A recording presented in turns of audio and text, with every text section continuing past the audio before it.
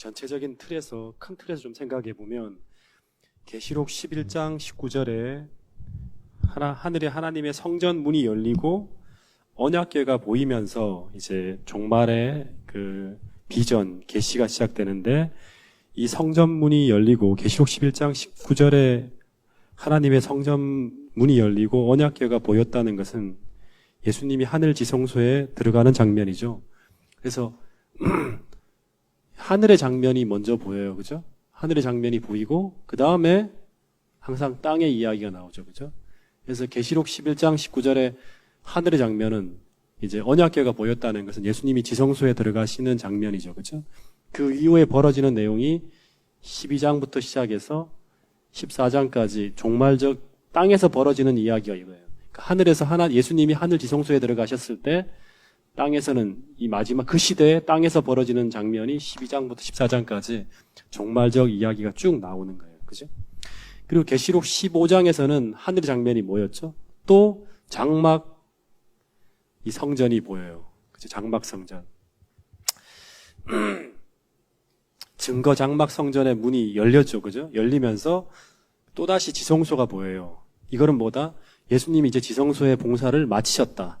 그죠? 마치시고 난 후에 그 다음 땅에서 벌어지는 장면이 뭐죠? 계시록 16장이에요. 네. 계시록 11장 19절 지성소 하늘의 장면이 지성소의 장면이 보이고 12장부터 14장 이야기. 그 다음에 계시록 15장에 증거 장막 성전이 보이면서 이제 예수님이 나오는 거죠. 그죠? 나오면서 이제 계시록 16장에 땅에서 벌어지는 일들이 쭉 펼쳐집니다. 그 계시록 16장의 그 이야기가 바로 뭐다? 이제 7 대접 재앙의 이야기죠. 그죠? 그래서 이 7 대접 재앙은 지성소 봉사의 끝, 다시 말하면 조사 심판이 끝나면서 하나님 백성에게 인치는 사업이 마치면 이제 일어나게 되는 거예요. 그래서 우리가 봐야 될 것은 이 7 재앙을 통해서 하나님은 이제 이 재앙에서 보호함을 받는 하나님의 백성과 이 재앙을 통해서 고통을 당하는 악인이 완전히 구별되어 나타나는 것을 우리가 보게 돼요. 그러니까 7 대접 재앙을 통해서 하나님의 백성과 그 다음에 하나님의 백성이 아닌 악인들이 완전히 구분되어집니다. 그러니까 이 재앙을 통해서 고통을 당하는 사람들과 그렇지 않은 사람들이 완전히 구별되어져요. 지금은 하나님 백성이나 악인이나 다 고통 속에 살죠. 그죠? 근데 이 계시록 16장에서는 이제 이 재앙을 당하는 사람과 그렇지 않은 사람들이 이제 우리 출애굽기에 보면 고센 땅에 있는 하나님 백성들과 그렇지 않은 사람들이 그 재앙을 통해서 구별되잖아요. 그죠? 그런 것처럼 이 마지막 계시록 16장에서는 똑같이 그런 출애굽기에 나와 있는 열재앙 때 벌어졌던 일들이 똑같이 벌어지게 될 것입니다. 그래서 첫 번째 계시록 16장 12절에는 첫 번째 천사가 재앙을 쏟는데 그 대상이 어디에 쏟았죠? 그 재앙이 어디에 쏟았죠? 이 지우개가 없으니까 상당히 이거 힘드네요. 네. 첫 번째 재앙이 이제 출애굽기 7 대접 재앙을 보면 첫 번째 이 천사가 날아와서 그 재앙을 어디에 쏟냐? 그럼 땅에 쏟았죠. 그죠? 땅에 쏟았더니 그 결과가 악하고 독한 헌데가 온 세상에 전염병으로 쫙 퍼져나가는 걸 볼 수 있어요. 두 번째 천사는 그 대접을 어디에 쏟았죠? 바다에. 세 번째는 강과 물샘 근원에 쏟아요. 그죠? 네 번째는 태양에, 해에다 쏟아요. 그죠? 대상들이 정해집니다. 그래서 이 첫 번째 천사가 재앙을 이제 땅에서 쏟았는데 그 결과가 악하고 독한 헌데가 온 세상에 전염병으로 쫙 퍼져나가는데 상상을 해야 되죠. 그죠? 근데 어떤 이제 일이 생기냐 그러면 신기하게도 이 재앙으로 앞서 말한 것처럼 두 무리가 갈라진다는 거예요. 짐승에게 경배하고 그 표를 받는 자들과 하나님을 경배하는 자들이 누구인지 그동안은 가려져 있었던 모든 정체들이 이 재앙으로 확연하게 드러나게 돼요. 그죠? 그래서 우리가 안식일 날 하나님을 섬기는 자들에게는 이제 전혀 이 재앙이 쏟아지지 않는다. 고센 땅에 있는 하나님 백성들은 보호함을 받습니다. 그래서 이 재앙으로 고통받는 자들과 그렇지 않은 자들로 두 무리로 나눠진다는 거 우리가 꼭 기억해야 됩니다. 그 다음에 두 번째 천사가 대접을 바다에 쏟았더니 이제 바다가 피로 변하게 되는데, 바다가 피로 변한다는 것은 바다 생물이 다 죽는 거예요. 그죠? 그리고 셋째 천사가 그 대접을 강과 물 근원에다 쏟았더니 강물과 물 근원이 다 피로 변한다는 것은 바로 뭐냐 그러면 온 세상에 마실 물이 싹 사라지는 거죠. 근데 하지만 하나님 백성들은 이 재앙으로부터 고통을 당하지 않는다는 말을 통해 본다 그러면 어디선가는 계속 깨끗한 물이 이제 흘러드는 거예요. 그죠? 네. 하나님 백성들에게는. 그 다음에 그러니까 물샘이 다 이제 피로 변하게 될 때, 그때 이제 네 번째, 그러니까 이때까지 고통이 계속 연속되는 거죠. 그죠? 여기에 계속 더 가중되어서 세상이 완전 지옥처럼 변해갈 때, 다시 말하면 이제 마실 물도 없어지는 그런 상황에 갑자기 네 번째 천사가 그 대접을 해에다 탁 쏟으니까 어떤 일이 벌어지냐 그러면 해가 사람들을 태워 죽일 정도로 열기의 강도가 엄청나게 증가되어집니다. 그래서 이때 이 네 번째 재앙이 딱 쏟아지면서부터 어떤 일이 벌어지냐 그러면, 이제 사람들이 생각을 해요. 어떤 인간의 지혜나 과학도, 어떤 우리가 가지고 있는 지혜로도 이 재난이 해결할 수 없는 그런 모습으로 천년계 시스템이 다 파괴되어져 가지고, 그죠? 이 불안정성이 막 커지면서 사람들은 이 저주가 드디어 이제 하늘로부터 온 것이라는 것을 알게 돼요. 그 스토리를 보면. 근데 그럼에도 불구하고 사람들이 이제 이 고통 중에 아파서 하면서도 어떤 얘기를 하냐 그러면 회개하지 않고 하나님을 욕하게 된다는 그런 이야기를 우리가 보게 됩니다. 그래서 우리가 지난번에 말씀드린 것처럼 우리가 회개하는 것도, 우리가 변화되어지는 것도 다 하나님께서 하늘 지성소에서 우리를 위해 중보하고 계실 때, 그 은혜의 시기에 우리가 은혜를 경험해야지만 변화될 수 있다는 거예요. 아무리 큰 어떤 그런 고통이 몰아친다 하더라도 우리가 하나님의 은혜가 우리에게 닿지 않으면 우리는 더 악해져 간다는 것이 성경의 이야기라고 했습니다. 그 다음에 이 다섯 번째 재앙부터는 이제 상황이 바뀌어졌죠. 그죠? 넷째 재앙까지는 땅, 바다, 강, 물그런, 해, 주로 천년계를 타격하면서 온 세상에 재난이 닥쳤는데, 근데 다섯째 재앙부터는 그 대상이 갑자기 짐승의 보좌로 바뀌어집니다. 그러니까 천년계가 아니에요. 천년계가 아니라 어디로 간다? 이제 짐승의 보좌로 갑니다.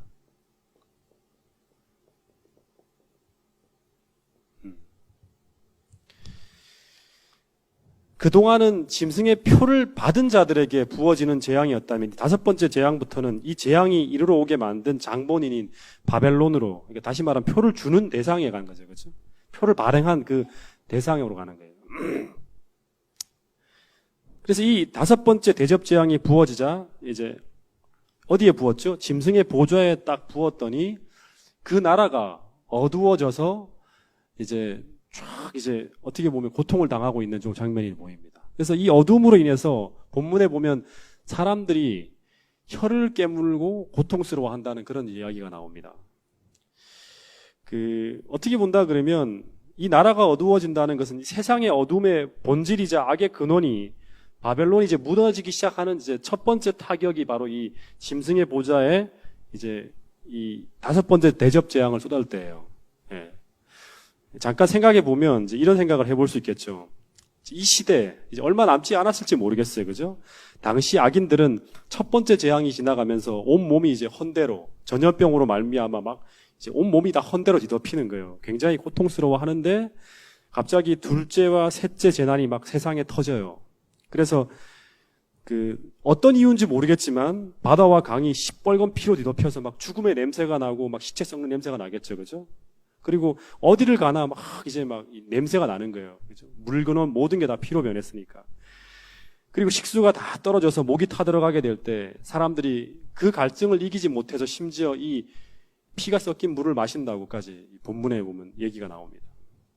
그리고 네 번째 재난이 터지는데 갑자기 태양 광선이 유해한 것을 막아주던 그 오존층과 뭐 자기장이 사라졌는지 아니면 뭐 어떻게 된지 모르겠지만 태양의 열기가 갑자기 더 강해져서 사람들을 막 태우기 시작해요. 그래서 사람들이 태양에 몸을 노출시키기만 하면 신체는 막 타들어갈 만큼 고통스러운 그런 상황이 이제 세상에 막 이제 이루어지고 있어요. 그런데 이런 상황 속에 사람들이 온 세상이 완전 지옥처럼 변해 있겠죠. 그죠? 그런 상황이 막 진행되고 있는데 5번째 대접재앙이 쏟아져요. 이건 5번째 대접재앙이 쏟아진다는 거는 이제 하늘에서 결정되어진지 우리는 몰라요. 그죠? 근데 갑자기 또 하나의 이상한 현상이 벌어졌다고 TV에 나오는 거예요. 뉴스에서. 그것은 갑자기 칠흑 같은 어두움이 이번에는 전 세계가 아니죠. 지금 전 세계인데 전 세계가 아니라 어디에? 이 짐승의 보좌가 있는 어디죠? 짐승의 보좌가 있는 로마 교황청과 미국을 뒤덮고 있는 거예요. 어둠이. 예. 그러면서 사람들은 이제 어떤 생각을 하게 될까요? 이 재앙의 원인이 누구 때문인지를 이제 알게 되겠죠. 짐승의 보좌와 이제 짐승의 보좌를 향한다는 것은 미국과 교황청이 있는 그 나라가 있어요. 나라. 그 짐승의 보좌가 있는 그 나라가 어두워졌다는 거예요. 그러면서 사람들이 이 재난의 모든 원인이 이 짐승 때문에, 다시 말하면 이 두 나라 때문에, 이 바벨론 때문에 그렇게 된 것이라는 것을 의심하기 시작하게 되겠죠. 그죠? 그러면서 이제부터 드디어 바벨론이 흔들리기 시작할 거예요. 네. 그러면서 지난번에 이제 6번째 재앙까지 우리가 공부를 했는데, 근데 이 6번째 대접 재앙이 이제 벌어지는 이야기를 오늘 조금만 더 디테일하게 공부해 보도록 하겠습니다. 계시록 16장 다 같이 펴보겠습니다. 16장 12절부터 16절까지 한번 읽어보겠습니다. 시작. 또 6째 천사가 그 대접을 큰 강 유브라데에 쏟음에 강물이 말라서 동방에서 오는 왕들의 길이 예비되었더라. 또 내가 봄에 개구리 같은 새 더러운 영이 용의 입과 짐승의 입과 거짓 선지자의 입에서 나오니 그들은 귀신의 영이라.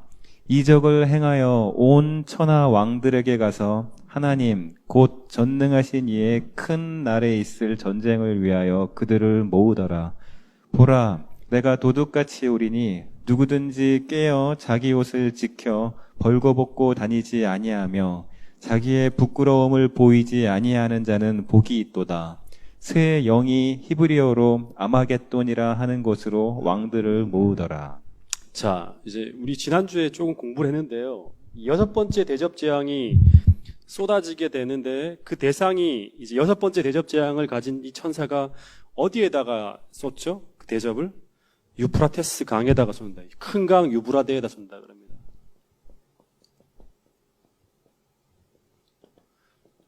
네.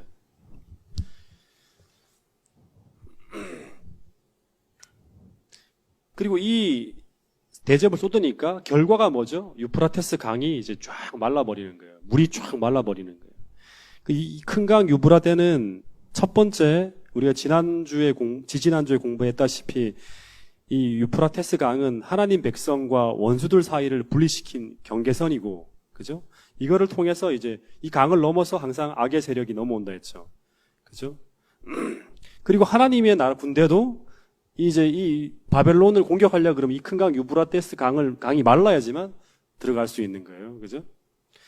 둘째는 이 유프라테스 강은 이제 고대 바벨론이라는 도시를 이렇게 쭉 보면 고대 바벨론이라는 도시를 가로질러 흐르던 강이었어요. 그래서 이 바벨론에 물을 공급하던 이 생명줄과 같은 것이 바로 뭐냐 그러면 유프라테스 강이라 했습니다. 그래서 이 6번째 천사가 이 대접을 이 유프라테스 강에 쏟아 부을 때 이 물이 마른다는 것은 바벨론의 멸망의 시작을 말하는 거예요. 물이 쫙 마르게 되면. 그래서 이 예수님이 재림하기 전에는 먼저는 어떤 일이 있어야 된다? 바벨론이 멸망해야 되는데 바벨론이 멸망하려고 그러면 그 전에 먼저 선행되어져야 될 게 뭐다? 이 유프라테스 강물이 말라야 돼요. 네. 이 강물이 말라야지만 12절에 말하는 것처럼 동방에서 오는 왕들의 길이 예비되어지는 거예요. 이 강물이 말라야지만 예수님이 오는 길이 준비되는 거예요. 네. 그죠? 그래서 이 강물이 마른다는 것은 지난번에 공부했죠. 어떤 의미냐 그러면 계시록 17장 1절부터 5절까지를 보면 이 바벨론이라 불리는 음녀는 어디에 앉아있다? 많은 물 위에 앉아있다고 했고 이 물은 15절에 보면 열국 백성 물이라고 했어요. 다시 말해서 바벨론은 이 많은 물 위에, 다시 말하면 수많은 사람들의 지지를 받으며 그 위에 세워져 있는데, 이 물이 마른다는 것은 바벨론을 떠받치고 있는 백성들의 지지가 무너진다는 거예요. 그래서 이 백성들의 지지가 무너진다는 건 뭐예요? 이 바벨론이 실제로는 하나님의 나라나 기독교의 정신에 입각해 세워지는 그 나라가 아니라 실은 뭐다? 이 뒤에 보면 알겠지만 귀신의 처소와 온갖 가증한 것과 더러운 것이 모이는 그러한 곳이라는 것을 폭로해야 돼요. 그것이 바로 무엇이다?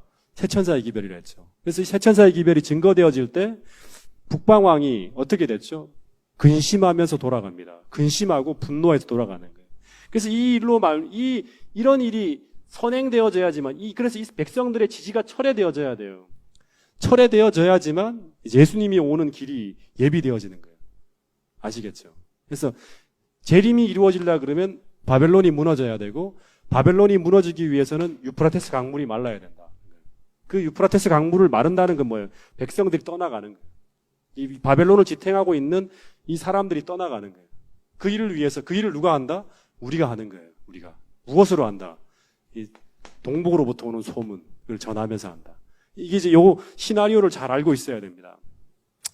근데 이 음녀가 어떻게 이렇게 많은 물 위에 앉게 되는가? 그 이야기가 13절부터 시작해서 16절에 나옵니다. 어떻게 이 음녀가 많은 물 위에 앉게 되는가?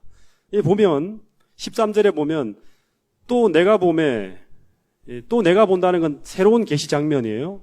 내가 보는데 6번째 대접 재앙에 대한 이제 이야기를 하면서 갑자기 이제 보는 거예요. 새로운 장면을 딱 보는데 개구리 같은 새 더러운 영이 잘 봐야 돼요. 용의 입과 짐승의 입과 거짓 선지자의 입에서 나오니 저희는 귀신의 영이라 이적을 행하여 온 천하 임금에게 가서 하나님 곧 전능하신 이의 큰 날에 있을 전쟁을 위하여 사람들을 모으더라. 사람들이 모여져 갖고 많은 무리에 앉게 되는 거예요. 그 다음 15절 16절 보라 내가 도적같이 오리니 누구든지 깨어 자기 옷을 지켜 벌거벗고 다니지 아니하며 자기의 부끄러움을 보이지 아니하는 자가 복이 있도다. 새 영이 히브리어로 아마겟돈이라 하는 곳으로 왕들을 모으더라 하는 거예요. 다시 말하면 이제 어떻게 음녀가 많은 무리에 앉게 되는가? 본문을 보니까 내가 보매 하는 말은 요한이 이렇게 보는 거예요. 요한이 보는데 개구리 같은 새 더러운 영이 용의 입과 짐승의 입과 거짓 선지자 입에서 나와서 온 천하 임금을 설득해서 하나님 곧 전능하신 이의 큰 날의 전쟁을 위해 사람들을 모으는 장면을 지금 요한이 보고 있는 거예요. 사람들이 막 모여들고 있는 거예요. 그래서 이 최후의 전쟁을 위해서 악의 군대가 만들어지는 거예요. 지금 악의 군대가 만들어지는 거예요. 바벨론을 떠받치는 그 무리 모이기 시작하는 거예요. 근데 또 하나 요한이 본 것은 뭐냐 그러면 용과 짐승과 거짓 선지자 입에서 나오는 개구리 같은 새 더러운 영을 보았다 그러는 거예요. 이 용의 입과 짐승의 입과 거짓 선지자 입에서 나오는 이 개구리 같은 더러운 영에 의해 사람들이 모아진다고 하는데 이 개구리 같은 새 더러운 영은 뭘 가리킬까요?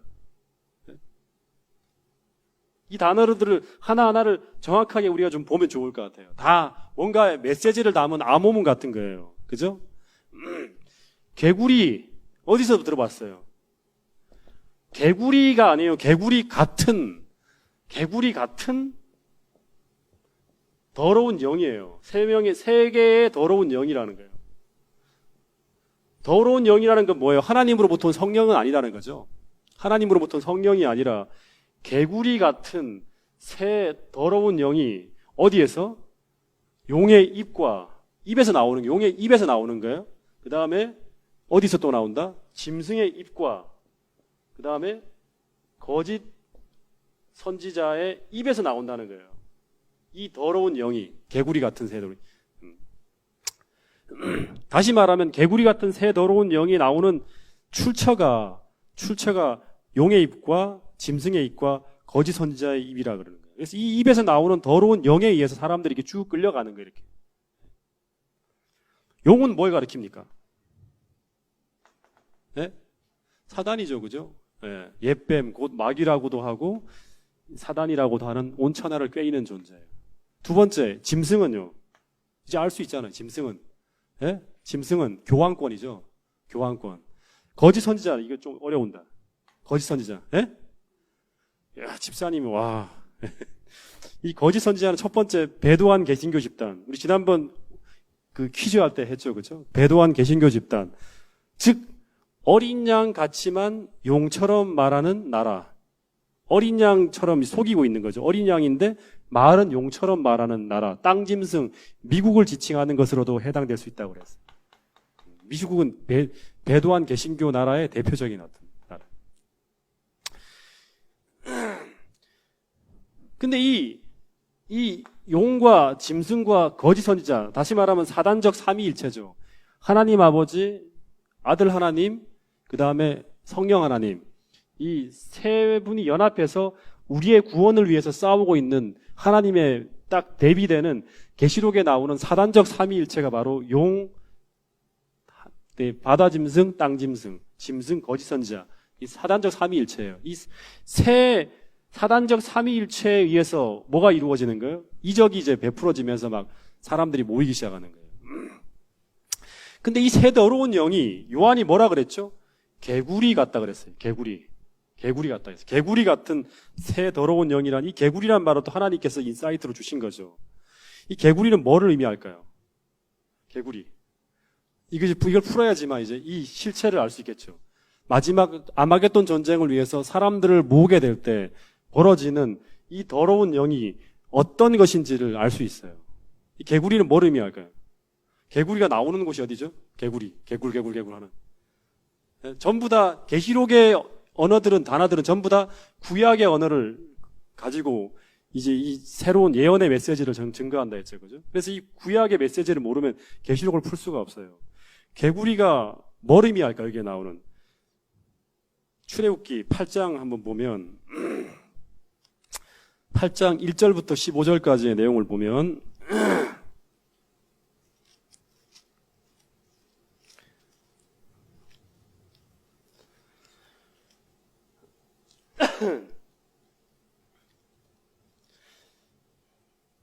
출애굽기 8장 1절부터 15절까지의 내용에 보면 애굽에 내린 10번째 재앙 중에 둘째 재앙에 등장하는 것이 바로 뭐냐 그러면 개구리예요. 개구리 재앙입니다. 근데 8장 16절을 보잖아요. 16절을 보면 이 세 번째 재앙이 뭐예요? 이 재앙이 내리죠. 이 재앙이 내리는데 근데 이 바로의 술객들이 이제 뭐라 그러냐 그러면 똑같이 이 모세가 하는 그 이적을 모방하려고 그러는데 자기 술법으로 이제 똑같이 이제 이 재앙을 모방하려고 하는데 하지 못했다는 이야기가 나와요. 자, 여기 볼까요? 자, 16절부터 18절까지 한번 읽어볼게요. 16절부터 18까지. 자, 읽어보세요. 시작. 여호와께서 모세에게 이르시되 아론에게 명하기를 내 지팡이를 들어 땅에 티끌을 치라 하라. 그것이 애굽 온 땅에서 이가 되리라. 그들이 그대로 행할세 아론이 지팡이를 잡고 손을 들어 땅에 티끌을 치매 애굽 온 땅의 티끌이 다 이가 되어 사람과 가축에게 오르니 요술사들도 자기 요술로 그같이 행하여 이를 생기게 하려 하였으나 못하였고 이가 사람과 가축에게 생긴지라. 네, 다시 말하면 이제 이 재앙, 세 번째 재앙, 이 재앙부터는 모방을 못해요, 그죠? 개구리 재앙까지 어떻게 했죠? 모방을 합니다. 개구리 재앙은 똑같이 바로의 술사들이 모방을 하는 거예요. 근데 이 재앙부터는 이제 못하는 거예요. 다시 말해서 이 개구리 재앙은 애굽의 마술사들이 바로에게 기만적으로 모세의 이적을 흉내낼 수 있었던 마지막 최후의 거짓 모조 이적이 바로 뭐냐 그러면 개구리 재앙입니다. 그래서 이 출애굽기에 등장하는 이 10재앙과 순서는 다르지만 많은 어떤 그런 이제 메시지들이 이 7 대접 재앙이 출애굽기에 나오는 10재앙을 따라가고 있어요. 많은 이야기들이, 많은 것들이. 애굽강이 피로 변하는 것처럼 두 번째 대접 재앙과 세 번째 대접 재앙이 바다와 강이 다 피로 변하는 거. 비슷한 거거든요, 전부 다. 근데 이 개구리, 6번째 재앙에서 개구리가 등장하는데 이 개구리라는 단어는 다시 말하면, 출애굽기 8장에서 보니까 이 애굽의 마술사들이 바로에게 기만적으로 모세의 이적을 흉내낼 수 있었던 최후의 마지막 거짓 모조 이적이 바로 개구리 재앙이었다는 것을 우리가 알 수 있어요. 이 출애굽기를 통해 본다 그러면. 다시 말해서 사단이 하나님의 능력을 위조할 수 있는 최고의 이적이 바로 뭐예요? 개구리 이적이었죠. 개구리 이적이었는데. 근데 그리고 이 이적으로 말미암아 어떤 일이 벌어지죠? 바로와 애굽인들이 모세를 통한 하나님의 기별을 어떻게 합니까? 거절하게 되는 거예요. 우리도 흉내낼 수 있어 하면서 거절하게 되는 거예요. 그래서 이 6번째 재앙에 등장하는 이 개구리 같은 새 더러운 영은 하나님의 역사를 위조하는 사단의 마지막 시도, 최후의 시도, 최고의 시도라고 할 수 있겠죠. 모든 걸 총동원하는 거예요. 다시 말하면. 여러분, 근데 이 새 더러운 영이잖아요. 새 더러운 영이라는 이 이제 그 표현들을 보면 실제 학자들은 어떤 이야기를 하냐 그러면 이 이야기들을 보면서요. 이 새 더러운 영은 계시록 14장에 등장하는 새 천사의 기별의 대응물이에요. 새 천사의 기별. 다시 말하면 계시록 14장에 등장하는 새 천사의 기별을 무력화시키기 위해 등장하는 사단의 대응물이 바로 뭐냐 그러면 용과 짐승과 거짓 선지자의 입에서 나오는 개구리 같은 새 더러운 영이라는 거예요. 그래서 이 똑같이 하나님께서 이 새 천사의 기별을 어떻게 하죠? 천사가 하늘을 향해 날면서 온 세상에 증거하죠. 여러 나라와 족속과 방언과 백성에게 전할 기별이에요. 그죠? 그런 것처럼 똑같이 이들도 이 용과 짐승과 거짓 선지자의 입에서 나오는 개구리 같은 새 더러운 영이 어디게 합니까? 온 천하에 다니면서 땅에 거하는 자들에게 기별을 전하는데 이 문맥으로 본다 그러면 새 천사의 기별과 정반대되는 기별을 전하는 거예요. 다시 말해서 새 천사가 하나님의 입에서 나오는 기별을 가지고 그걸 전하는 것처럼 이 개구리 같은 악령은 사단적 삼위의 입에서 나오는 기별을 전하는 거예요. 그죠? 네. 근데 여기 문맥을 보면 무서운 게 뭐냐 그러면 이 용의 입과 짐승의 입과 이 거짓 선지자 입에서 나오는 이 더러운 영이 이적을 전할 때 온 세상 사람들이 이끌려가고 있다 그럽니다. 모든 임금들과 권력자들이 다 연합하게 돼요.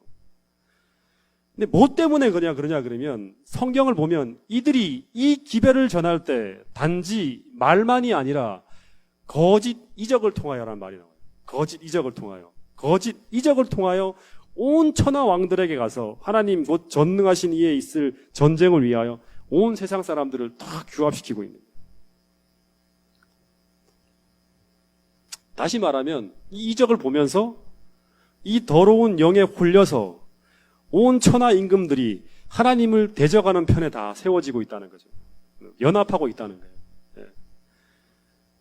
그래서 여러분 사단이 최후의 날에 사람들을 아주 위협적으로 강력하게 모으는 최후의 방법은 뭐예요? 이적이라는 거예요. 이적. 그러니까 우리가 기적에 속으면 안 된다는 거죠. 다시 말해서 이것이 뭐라? 강신술이라 그럽니다. 우리가 말하는 강신술. 분명히 강신이라는 게 뭐죠? 신이 내리는 거죠. 신이 역사하는 거예요. 신이 역사하는 것들을 눈으로 우리가 보게 되는 거예요. 마지막 때. 무서운 강신술이 역사하는 거예요. 마지막에. 그래서 이제 요 이야기를 보면서 이 계시록 이제 16장에 등장하는 이 이제 아마겟돈 전쟁을 내다보면서 예수님께서 마지막에 감람산에 설교하실 때 마가복음 13장 22절, 마태복음 24장 24절, 베드로후서 2장 1절에 보면 예수님께서 감람산 마지막 설교에서 마지막 시대에 벌어질 종말적 예언 중에 하나가 무엇인가 하면 이런 얘기를 하죠. 거짓 그리스도들과 거짓 선지자들이 일어나서 이적과 기사를 행하여 이적과 기사, 이 개구리 같은 새 더러운 영이 용의 입과 짐승의 입과 거짓 선지자 입에서 나와서 그죠? 이적을 행하는 거예요. 하나님을 반대하는 이적과 기사를 행하여 할 수만 있으면 누구도 택하신 자들도 미혹해하려 할 수 있다는 얘기가 바로 이 얘기하고 똑같은 거예요. 마지막에 자기가 하나님의 선지자라 하고 예수님이라 하면서 그 증거로 뭘 한다? 이적과 기사를 행한다는 거예요. 그래서 계시록 13장에서 심지어 어떤 일까지 벌어진다? 이제 하늘에서부터 불이 내려온 이적까지 행한다는 거예요. 저희 책 좀 잠깐 좀 보실래요? 이 개쟁투 학원에 있는 그 이야기인데요. 제가 잠깐 좀 읽어드릴게요.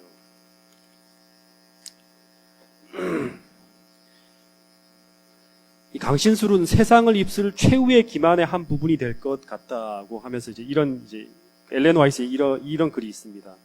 미구의 하늘에는 이적을 행하는 마귀의 능력을 알려주는 증거로서 초자연적인 무서운 광경이 나타날 것이다. 미구의 하늘에는 이적을 행하는 마귀의 능력을 알려주는 증거로서 초자연적인 무서운 광경이 나타날 것이다. 마귀의 영은 땅의 왕들과 온 세상 사람들에게 나아가서 속임수로 그들을 얽어매어 하늘 정부를 대적하는 그의 마지막 투쟁에 사단과 연합하도록 그들을 강요할 것이다. 그 악한 영들로 말미암아 통치자들과 백성들은 다 같이 속을 것이다. 전부 속아요. 전부 속습니다. 사람들이 일어나서 그리스도라고 자칭할 것이며 구주께 속한 칭호와 예배를 요구할 것이다.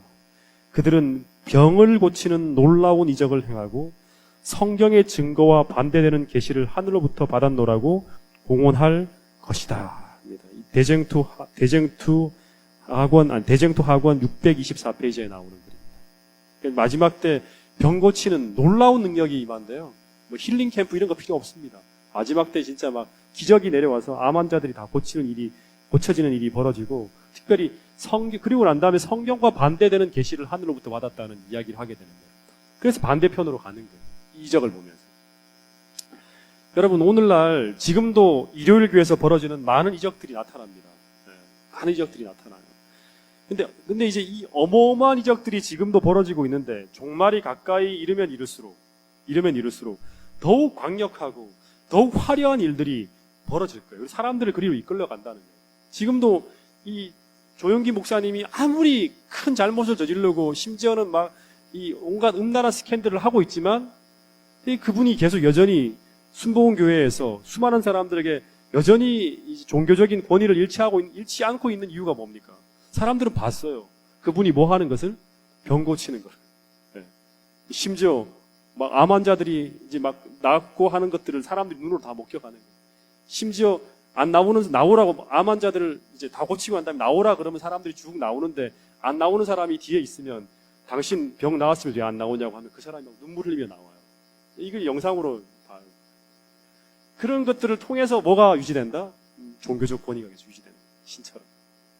여러분, 그래서 우리가 정말 정신을 똑바로 차리고 이것을 분별하지 못하면 어떻게 된다? 끌려간다는 거예요, 우리가. 그래서 우리가 지금 계시록을 연구하고 다니엘서를 연구하고 성경을 계속 보는 이유가 바로 뭐냐 그러면, 미구에 벌어질 이 엄청난 속임수에 넘어가지 않도록 하기 위해서 우리가 이런 공부를 하는 거예요. 제가 늘 구호처럼 하는 게 있죠. 마지막 최후의 대쟁투에 우리가 서기 위해서는 어떻게 해야 한다? 진리로 그 마음을 견고히 방어한 자들 외에는 아무도 최후의 대쟁투에 서지 못할 것이다. 어설프게 알고 있잖아요. 어설프게 알고 있으면 이 교회가 진리라고 확신을 못합니다. 마지막 때. 우리가 어설프게 성경을 알고 있거나 어설프게 들은 얘기 정도로만 가지고 있다 그러면 대부분 다 이 자리에 앉지 않아요. 다 따라갑니다. 거기. 왜냐 그러면 이게 진리처럼 보이게 하는 수많은 이제 이 매력적인 메시지들과, 그리고 그것과 함께 공반되어지는 그런 어마어마한 어떤 그런 이 느낌, 이런 느낌들 있잖아요. 그런 우리를 매혹해 하는 아주 매혹적인 느낌들, 그 다음에 이 진리의 강력한 힘들, 사람들의 흐름, 이런 것들을 보면서 이 위치에 남지 않아요. 여러분, 그래서 이 15절에 보면 예수님이 어떻게 하죠? 그래서 마지막 때 이런 일이 벌어질 때 어떻게 하라 그럽니까? 정신을 똑바로 차리고 우리에게 뭐라 하죠? 깨어 있으라 그러는 거예요. 깨어 있고 우리가 마지막 때 끌려가지 않기 위해서 주님이 주신 복음으로, 우리가 그리스도의 의의 복음으로 우리의 옷을 입고 우리의 위치를 견고히 지켜야 한다는 얘기를 하고 있어요. 자, 15절 한번 읽어보겠습니다. 요한계시록 16장 15절. 자, 같이 읽어보겠습니다. 시작. 이렇게 큰 여호와의 이 큰 날에 전쟁을 위해 사람들을 모으고 있을 때 예수님께서는 당신의 편에 선 사람들에게 어떻게 하라 그랬죠? 자, 15절 읽어보겠습니다. 시작.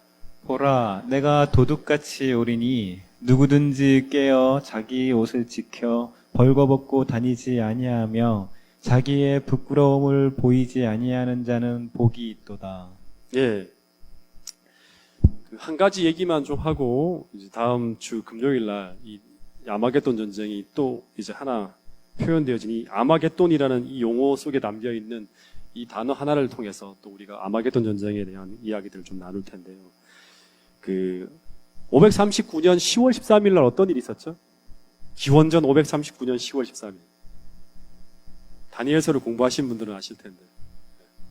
기원전 539년 10월 13일. 바로 바벨론이 멸망하던 날이에요. 다니엘서 5장. 다니엘서 5장에 보면 바벨론이 멸망하는 날이죠. 당시 이제 이 고레스가 이끄는 페르시아 연합군이 기원전 539년에 이제 바벨론을 상대하면서 이제 전략적 요충지들인 쿠티움, 오피스 이런 이제 곳을 다 정복을 합니다. 그런 다음에 마지막 최후의 방어선인 티브리스 강을 넘어가요. 넘어가면서 이 시파르까지 쭉 이제 밀고 들어갑니다. 그런 다음에 539년 10월 11일, 그러니까 멸망 2일 전이죠. 바벨론 도성이 이제 고레스 대군에 의해서 쫙 포위가 되집니다. 그런 다음에 이제 10월 13일이 멸망하는 날이 10월 13일 당시 고레스가 이끄는 이제 메데페르시아 연합군이 이제 바벨론을 공격할 준비를 다 끝내고 난 다음에 최후의 명령만을 딱 기다리고 있어요. 근데 이상하게 바벨론 성 안에는 어떤 일이 벌어지고 있죠? 이제 멸망이 바로 임박해 있는데도 불구하고 전혀 다른 분위기가 만들어지고 있어요. 왕과 그 성을 지켜야 될 모든 이제 이 성 안의 권력자들이 다 모여서 벨사살이 주는 이제 술을 다 마시는 거예요. 술을 마시고 이제 취해서 축제가 벌어지고 있었어요. 전혀 밖에서 벌어지고 있는 이 분위기와 전혀 상관없이 안에서 지금 엉뚱한 일을 하고 있는 거예요. 근데 왜 이런 일들이 벌어지고 있는가 하면 이제 그 첫 번째 이유가 바로 뭐냐 그러면 바벨론의 이 견고한 방어 시스템이에요. 얘기했죠. 들었죠, 우리가. 내성과 외성의 이중성벽. 그 다음에 그 이중성벽이 다 전차가 왔다 갔다 할 정도로 굉장히 넓어요. 그러니까 어마어마한 어떤 방어 시스템이죠. 그리고 그것만 하더라도 이 굉장한 어떤 이제 이 방어 시스템이 구축되어 있는데 거기 또 하나의 방어선이 뭐라 했죠? 이 바벨론 도성을 두루 흐르는 해자인 이제 유프라테스 강물이 쫙 흘러가게 만들었다 했어요. 그리고 그 성 안에는 20년 동안 먹어도 떨어지지 않을 이제 이 식량 비축 시설이 갖춰져 있는 거예요. 밖에서 아무리 난리를 쳐더라도 못 들어오는 거예요. 20년 동안 이 옥새를 할 수 버틸 수가 있는 거예요. 도성 안에서. 그래서 이 당시 이 바벨론 방어 시스템은 이 성문만 굳게 닫고 있는 한 그 누구도 이 성을 빼앗을 수 없다는 견고한 성읍이라고 당시의 모든 학자들 그다음에 모든 사람 관료들이 말을 하고 있었죠. 하나님이 개입하시지 않으면 절대 무너지지 않을 성이 바로 바벨론이라는 성이었어요. 지금도 마찬가지죠. 똑같아요. 오늘날도. 마지막 때 이 바벨론은 어떻게 됩니까? 네? 종교와 정치, 미국, 종교, 교황권, 그 다음에 금은보화, 경제, 모든 상고들이 다 똘똘 뭉쳐갖고 이 바벨론이란 지구 방어 시스템, 다시 말하면 지구를 지켜내겠다고 연합하는 거예요. 네. 그게 바로 뭐냐, 그럼 마지막 바벨론이에요. 근데 이 바벨론이 남국 군락이지만 하나님은 이 성이 무너지기 일보 직전이라는 사실을 보여주고 있었어요. 이제 이 다니엘서 5장을 통해서. 바로 멸망되기 직전에 어떤 일이 벌어지고 있는지를 보여주는 거예요. 이 바로 뭐냐, 그러면 하나님께서 이 바벨론 도성을 회개시키기 위해서 몇 년 동안, 70년 동안 이 성에다가 계속 메시지를 보내죠. 하나님이 어떤 분인지를 다니엘과 세 친구를 통해서 계속 보여줬어요. 그리고 그 역사의 산 증인인 다니엘이 여전히 어디 있습니까? 그 바벨론 안에 살아있어요, 지금. 네, 산 증인이. 그리고 그 하나님에 대한 산 증거들이 느부갓네살의 조서를 통해서, 그리고 그들의 회심이죠. 느부갓네살의 회심, 그리고 그게 조서를 통해 역사적 기록으로 다 남겨져 있어요. 근데 이 바벨론의 마지막 왕인 이 벨사살이 자기 할아버지 느부갓네살에게 나타났던 그 역사적인 사실, 다시 말해서 풀무푼 사건부터 시작해서 불과 몇 년 전이에요. 그죠? 70년도 채 안 됐어요. 한 30년밖에 안 된 역사예요. 우리 2002년 월드컵 기억하는 것처럼 충분히 기억할 수 있는 그런 아마 나이였을 것 같아요. 풀무푼 사건, 다니엘이 이 예언의 이상을 해석해주던 그 예언, 그리고 그 할아버지의 7년간 금수저로 있던 그 이야기들 다 봤겠죠. 다. 그리고 할아버지에 내린 그 조서, 어마어마한 조서죠. 그죠? 그 모든 것을 다 알면서도 하나님이 어떤 분이라는 것이 이 바벨론의 완전한 빛으로 70년간 공개되어졌는데도 불구하고 이 모든 것을 이 성 안의 모든 사람들이 볼 수 있도록 하나님의 기별을 계속 전했는데 이 왕이 그것을 설득하면서 그 하나님의 역사에 회개하면서 나가야 되는데 이 왕과 더불어 바벨론을 통치하는 모든 권력자들이 수천 명이 모여서 어떻게 하는가 하면 금은 목서기보다 하나님이라고 거기에 절하고 경배하면서 모든 빛이 다 공개됐는데도 불구하고 그리고 감히 그 어떤 왕도 손을 못 대었던 여호와의 성전에 있던 그릇과 잔들을 꺼내오라고 한 다음에 그 잔으로 술을 퍼마시면서 하나님의 이름을 회방하는 거예요. 다시 말해 고의로 하나님을 도전하는 그런 짓을 하는 거예요. 그때 그 벽에 흰 손가락이 탁 나타나서 메네 메네 데겔 우바르시네라는 글씨가 탁 쓰여집니다. 이 이상한 글씨가 무슨 사인인지 두려워 떠는 사람들은 아무도 몰라요. 그죠? 그때 누가 불러들여집니까? 다니엘이라는 사람이 이제 옛날에 등장했던 그 다니엘이 이 문제를 풀 수 있다. 느부갓네살의 꿈과 그 모든 것들을 해석했던 사람이 탁 등장하는 거예요. 그래서 다니엘이 그 예언을 탁 해석해 주죠. 근데 벨사살은 이 두려운 해석을 듣고 난 다음에 어떻게 해야 되죠? 회개하면서 이제 돌이켜야 되는데 그러지 않고 다니엘에게 어떻게 합니까? 셋째 치리자의 자리를 제안하면서 다니엘을 매수하려 합니다. 다니엘이 어떻게 합니까? 그 제안을 다 거절합니다. 그리고 이 기적의 글씨가 떠오른 그날 밤에 밤중에 어떤 일이 벌어지냐 그러면 고레스 대군이 유프라테스 강의 상류를 탁 막아버려요. 이 글씨가 떨어지고 난 다음에 멸망의 사인이죠. 그런 다음에 상류를 탁 막아요. 그리고 유프라테스 강물이 마르게 될 때, 유프라테스 강물이 마르게 될 때 어떻게 됩니까? 해자가 쫙 걷어지면서 그날 밤 병사들이 소리 없이 성 안으로 들어가서 성을 함락시켜버립니다. 여러분 이게 아마겟돈 전쟁의 굉장히 중요한 표상 중에 하나예요. 이제 밖에서는 예수님이 오실 준비가 다 끝나가고 이제 하늘 군대에 의해서 지구는 완전히 포위되어져 있는 거죠. 그죠? 그리고 하늘 군대의 지구의 진입이 임박해 오고 있어요. 그죠? 그리고 메시지를 보내는 거예요. 고레스 대왕이 계속 너희들은 포기되어 있다 하는 그런 것처럼 계속 메시지를 보내는 거예요. 성 안에서는 지구 붕괴를 막는 방어 시스템과 같은 내성, 외성, 유프라테스 강으로 둘려진 인간이 만든 이 견고한 방어 체제를 믿고 지구는 절대 무너질 수 없는 난공불락의 요소라고 생각하면서 성경을 반대하는 이 바벨론이 주는 사상의 술에 취해서 다들 비틀거리고 있어요. 지금 세상 사람들. 그러나 하나님은 계속 고레스 대왕에 의해서 바벨론은 무너진다고 성문을 열고 항복하라고 하나님께 항복하라고 계속 메시지를 보내고 있는 거예요.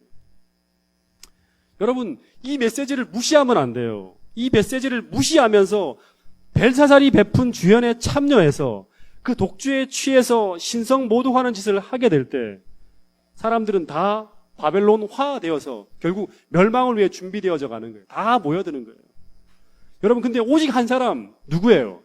다니엘이 어떤 사람이냐 그러면 이 다니엘서 5장에 보면 하나님의 영이 있는 사람이라 했어요. 하나님의 영이 있는 사람. 다시 말하면 성령이 충만한 사람은 그 성의 그 초청에 들어갔을 때 뭐를 증거하냐 그러면 이 예언의 말씀과 빛을 소유하고 있던 사람이었어요. 이 사람이 하나님께 속한 사람이죠. 그죠? 이 다니엘이 그 종말을 해석하면서 그날을 대비하고 준비하는 사람은 다니엘과 같은 사람이었어요. 그래서 이 다니엘은 벨사살이 제안한 그 셋째 치리자의 제안을 거부하며 바벨론에게 매수되지 않아요. 넘어가지 않는 거예요. 짐승의 표를 거절하는 거죠. 이 성이 어떻게 될 거라는 걸 알고 있는 사람은 짐승의 표를 거부하는 거예요. 아무리 큰 제안을 준다 해도 거부하는 거예요. 여러분 만약에 다니엘이 그 제안을 받았으면 어떻게 됐을까요? 그 성이 무너질 때 함께 죽는 거예요. 이 셋째 치리자라는 벼슬을 가지고 있기 때문에 다 죽는 거예요. 정적들을 살해할 때 다 죽이는 거예요. 여러분 오늘 이 마지막 시대 우리들도 이 요한계시록 16장 15절에 마지막 시대 보라 내가 도적같이 오리니 누구든지 깨어라는 말을 참 중요하게 우리가 봐야 될 것 같아요. 그죠?